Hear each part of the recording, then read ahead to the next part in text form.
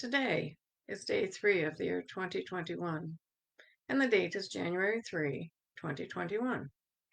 I'm reading from the New Living Translation of the Chronological One-Year Reading Bible. Today's scripture is from Genesis and 1 Chronicles. Genesis chapter 7, starting at verse 1, heading, The Flood Covers the Earth. When everything was ready, the Lord said to Noah, Go into the boat with all your family, for among all the people of the earth I can see that you alone are righteous.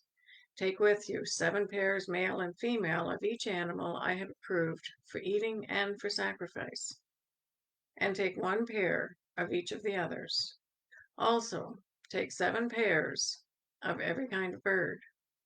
There must be a male and a female in each pair to ensure that all life will survive on the earth after the flood. 7 days from 7 days from now, I will make the rains pour down on the earth, and it will rain for 40 days and 40 nights, until I have wiped from the earth all the living things I have created. So Noah did everything as the Lord commanded him. Noah was 600 years old when the flood covered the earth. He went on board the boat to escape the flood, he and his wife and his sons and their wives.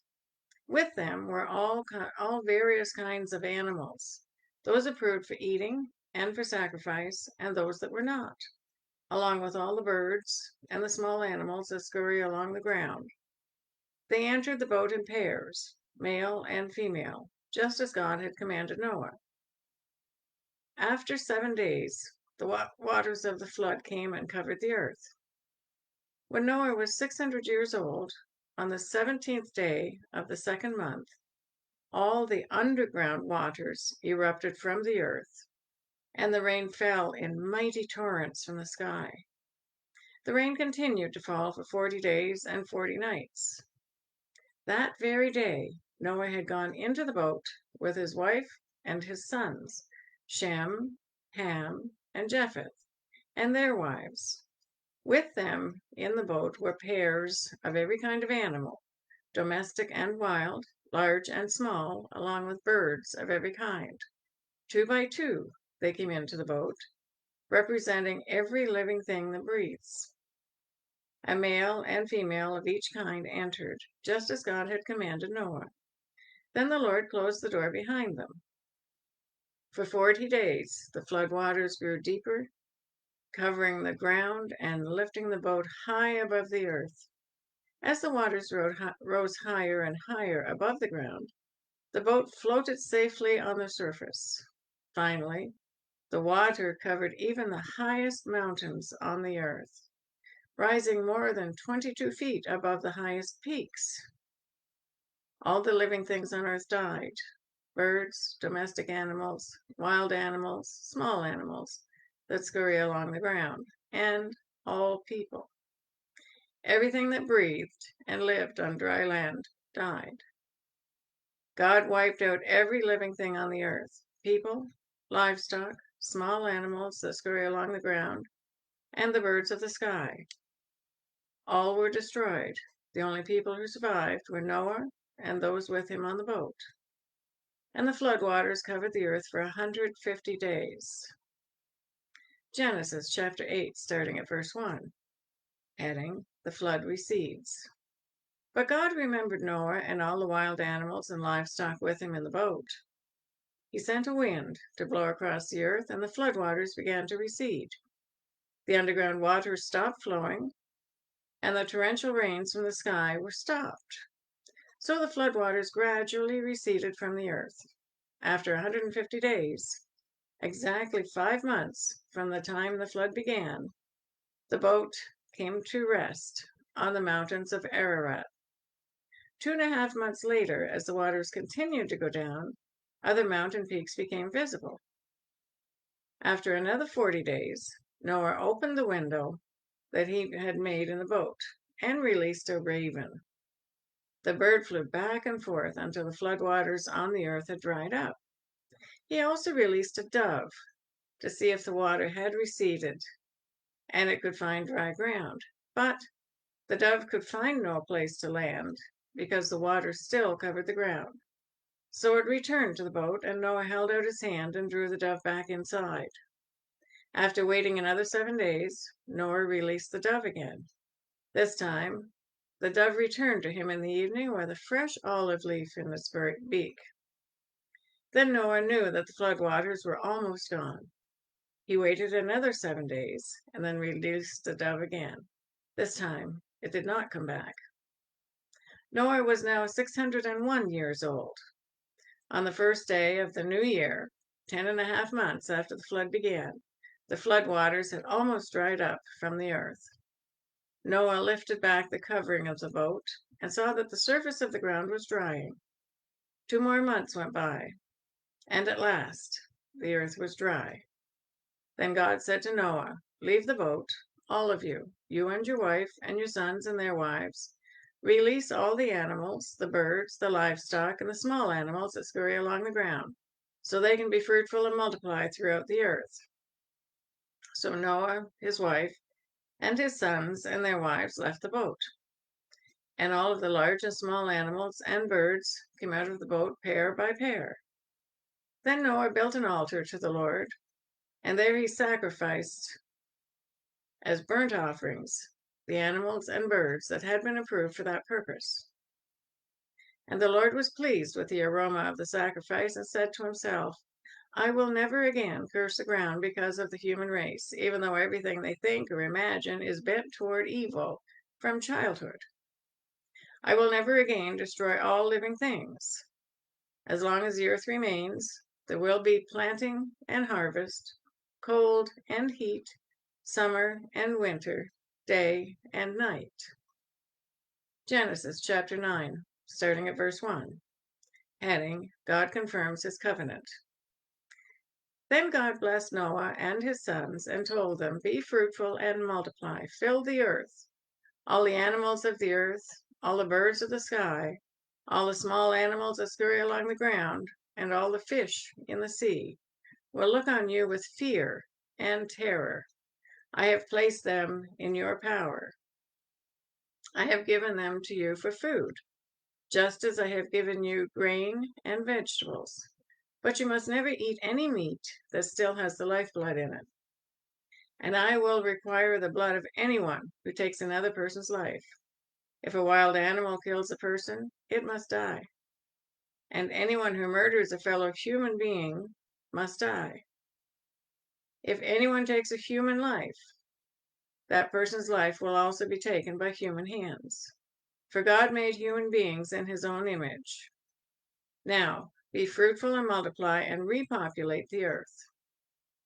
Then God told Noah and his sons, "I hereby confirm my covenant with you and your descendants, and with all the animals that were on the boat with you, the birds, the livestock, and all the wild animals, every living creature on earth. Yes, I am confirming my covenant with you. Never again will flood waters kill all living creatures. Never again will a flood destroy the earth." Then God said, "I am giving you a sign of my covenant with you and with all the living creatures for all generations to come. I have placed my rainbow in the clouds. It is the sign of my covenant with you and with all the earth. When I send clouds over the earth, the rainbow will appear in the clouds. And I will remember my covenant with you and with all living creatures. Never again will floodwaters destroy all life. When I see the rainbow in the clouds, I'll remember the eternal covenant between God and every living creature on earth." Then God said to Noah, "Yes, this rainbow is the sign of the covenant I am confirming with all the creatures on earth." Heading, Noah's sons. The sons of Noah who came out of the boat with their father was Shem, Ham, and Japheth. Ham is the father of Canaan. From these three sons of Noah came all the people who now populate the earth.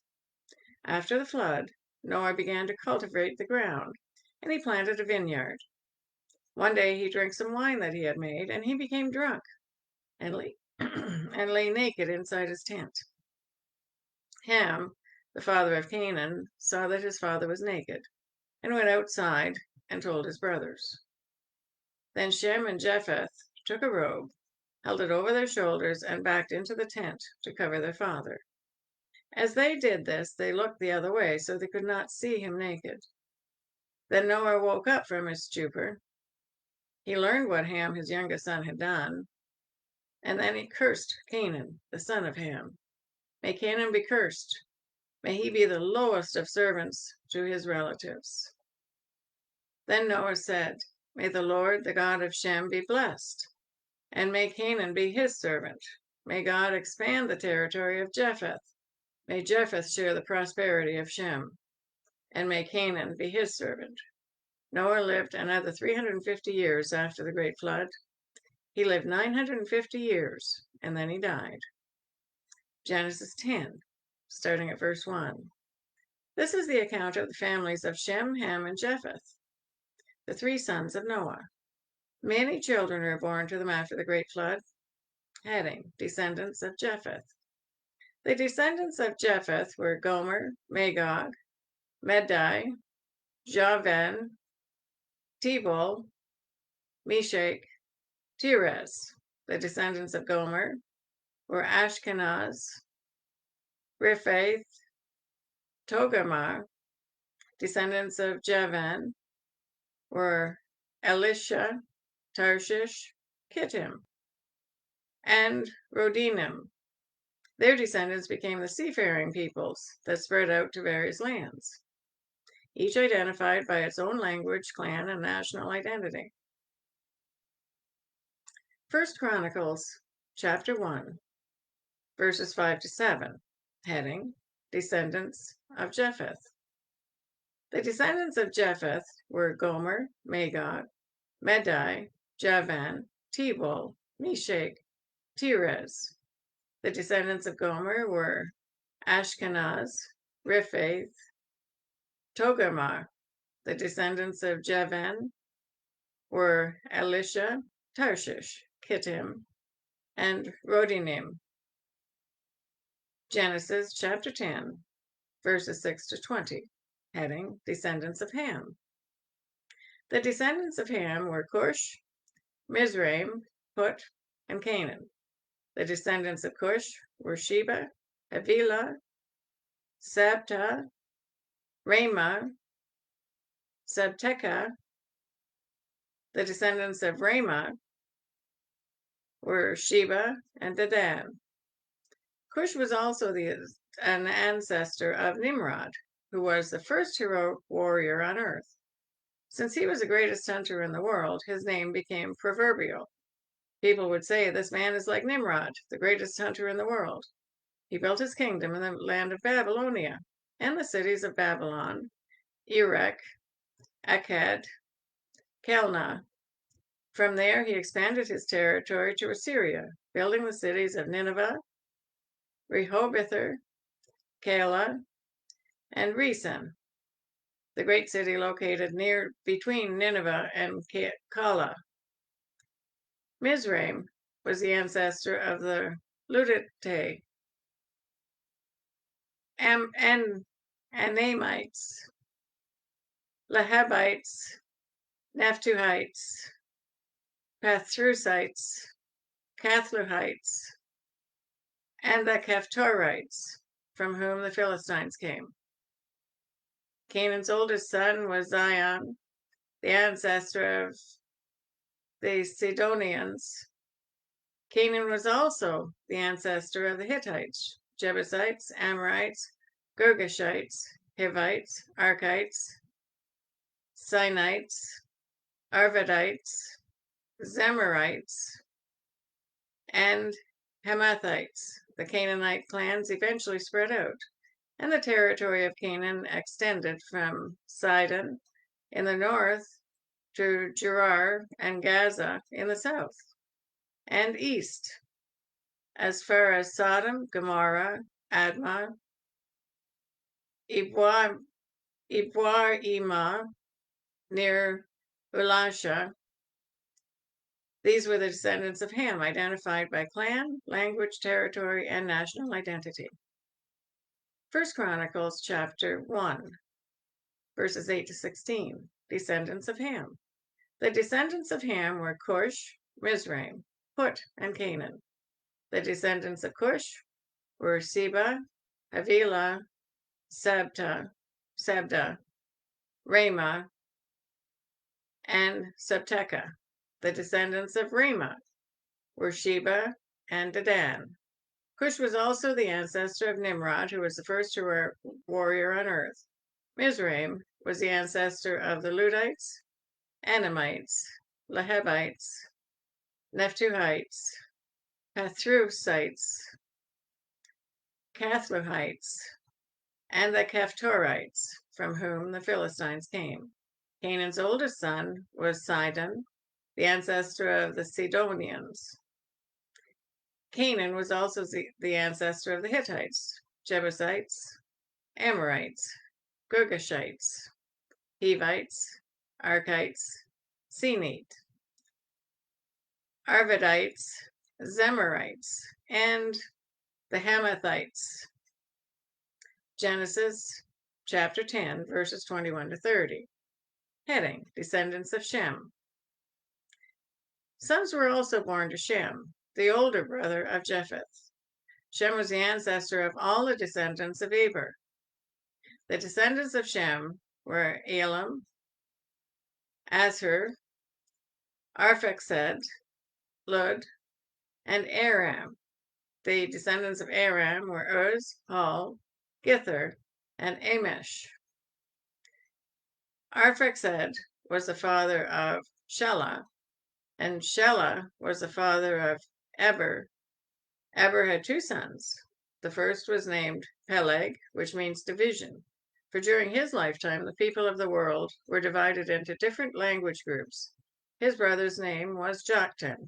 Joktan was the ancestor of Almodad, Sheleph, Hazarmaveth, Jerah, Hadoram, Uzel, Diklah, Obal, Abimael, Sheba, Ophir, Havilah, and Jabab.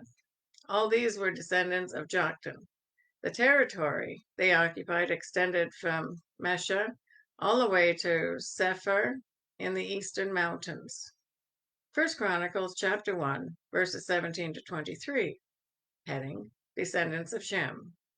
The descendants of Shem were Elam, Asher, Arphaxad, Lud, and Aram. The descendants of Aram were Uz, Hul, Gither, and Amesh. Arphaxad was the father of Shelah.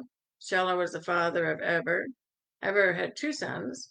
The first was named Peleg, which means division, for during his lifetime the people of the world were divided into different language groups. His brother's name was Joktan.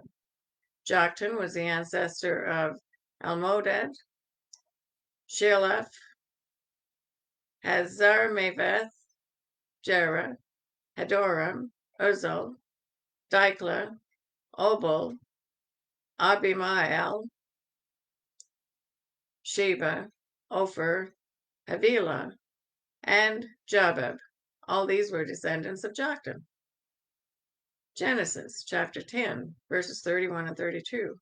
These were the descendants of Shem, identified by clan, language, territory, and national identity. Heading: Conclusion. These are the clans that descended from Noah's sons, arranged by nation, according to their lines of descent. All the nations of the earth descended from these clans after the flood.